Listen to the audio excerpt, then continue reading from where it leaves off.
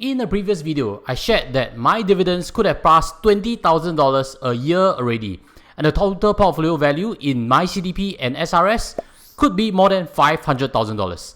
So this is what I actually previously shared, and just in case you don't know about this productivity app, let me share with you how to actually convert an image into an Excel format immediately using the mobile Excel version. So what it has is a camera function, and simply capture this image and convert it automatically without the need to type out all the rows and columns again. So just in case you didn't know, you can export this file and you can immediately start working on it. So back to our discussion. Subsequently, I've also shared in March that I've actually sold away my HDB. It's not my house. This is my house. You can even see a basketball kids net over there. And that HDB was an investment property that I've been renting out. I sold away the HDB, I've collected the cash, and I've deployed it into the markets. REITs, as what I've suggested in this thumbnail, was a big allocator. And if you're keen to hear more details on what I've actually bought, continue watching on, and if you stay right to the very end, I'll be sharing with you 5 key investment lessons. So with that, let's roll in the intro video.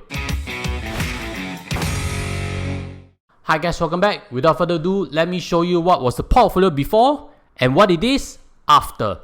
Highlighted in pink is actually the hospitality stock, which I've sold down slightly. It has actually rallied quite well and I've actually taken some profits off it. I will look to enter if valuations come down significantly. I've actually made 5 purchases which are highlighted in green. To be specific, I've bought the most in this REIT which owns malls. Second biggest allocation is a food manufacturer which I've covered very recently. They sell chocolate, so no names given, very easy to find if you are willing to do some hard work. Next up, I've actually bought data center REITs, something which I've owned for quite a few years, and I've also bought into a hospitality REIT which I've also owned for quite a few years. Quick update on this REIT, if you also own it, most of its segments actually did quite okay in the recent first quarter 2023 results. But Japan actually blew up. And actually this is not a big surprise because if you see around news, you realize that Japan is ram-packed with tourists right now, revenge traveling. And this is even before the mainstream Chinese tourists are out in full flows. So if you like to know better on this REIT, check out the links above. Last but not least, I've also bought into this small cap industrial stock. All these names have been covered before on the channel, and I've actually considered names so that we don't put too much focus on what they are, but rather the big picture philosophy on how to buy your own stocks. But before I get further, I think the elephant in the room is interest rates are going up, correct? REITs are definitely going to suffer, something which I've seen many raise in the comment sections. I totally understand that, and I actually view the reason as to why they're depressed simply because of interest rates. All the REITs that I've owned or increased in allocations are cash flow positive. Their properties are performing very well, doing a lot of rental revisions upwards, and I believe they can grow through this period. Using a quote from Warren Buffett's book, which I picked up very recently, he has also mentioned that the best businesses to own are those that can employ large amounts of incremental capital at high rates of return. If you were to flip that to a REIT investment, you must look for REITs which can grow the dividends per unit because they are able to invest into yield-accretive properties to reward you as a shareholder. Drawing back to the summary table, you would see that no allocation of any stock is more than 20%, something which I advocate as being prudent. The total value of the portfolio stands about $652,000. If I hold this portfolio long enough and the dividends stay, I think the annual dividend rate should be around $30,000, which equates to $2,500 per month. Hopefully this inspires you to start your own journey and build up a portfolio that can provide you passive income. And in the game of wealth building, we always look long term, and I have 5 lessons to share with you. The first is there are no big swings, correct? No buy all, sell all, market is high, liquidity is high, buy, liquidity is low, drop, sell. That's not the way to go. That's actually market timing. And as the saying goes, it's timing the market, not timing the market. And when we want to own investments for a long term, the best way is to buy it slow and steady, correct? It's a bit like relationship. If you jump in fast, you jump out fast. You date over a long period of time, you hold on through thick and thin. So that's why for myself, I've also advocated that. I have an amount of capital. I've parked some to Singapore savings bonds just to force it to be away from the account and to really help me regulate the speed of purchase because I'm really getting excited into what I can possibly buy. So again, the main message is no big swings. Even the one which I've taken profits, I've actually sold out very small amounts only.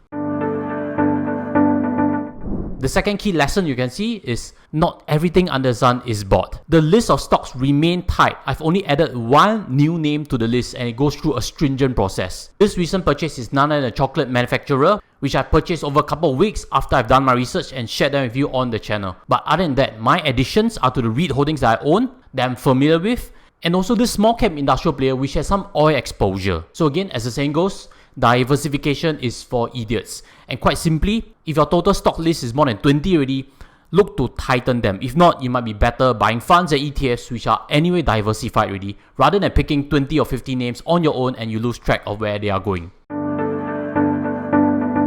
The third key lesson I'd like to share with you is how to handle losses. Not everything is smooth sailing. That's the biggest value you can take away from here.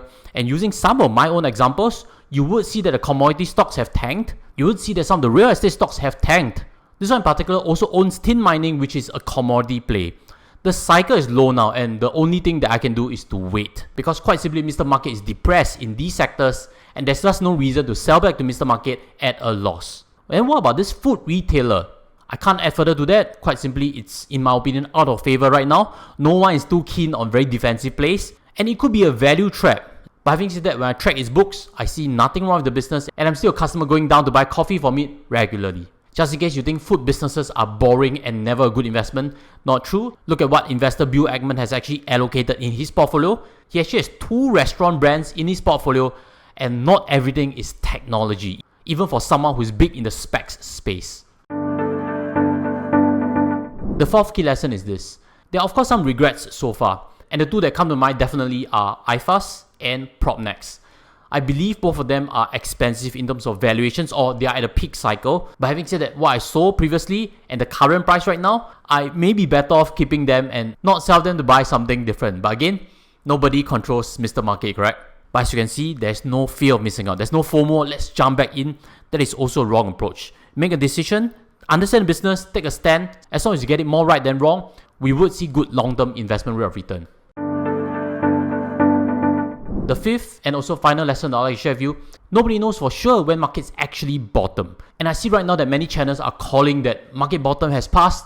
I hope so also, being an investor. But I'm also worried that in a bear market, there's a lot of fake outs. Things can drag on way longer than expected. But that shouldn't impact too much on how we invest. As long as it's cheap enough already, start buying. You don't need the bottom. This is something I learned from legendary investor Howard Marks. And I'd like to quote from it a bit further even.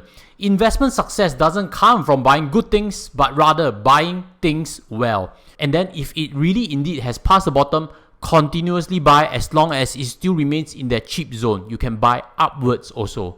Many investors feel that, this stock previously was $1. Right now it's $1.20, correct?